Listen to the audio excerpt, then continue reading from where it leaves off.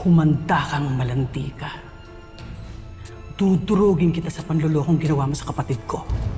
Ate, bakit nandito ka? Dindo, I hate to be the bearer of bad news.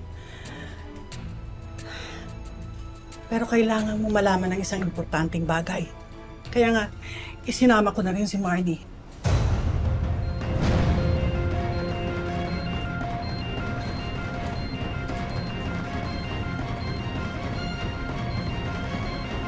Ano ito? DNA test.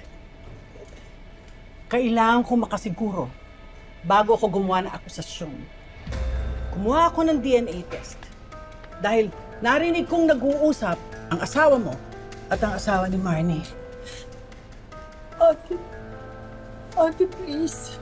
Huwag mo kang maate-ate, ha? Hindi kita kamag-anak. Wala akong kamag-anak na katulad mo, nakakadiri ka.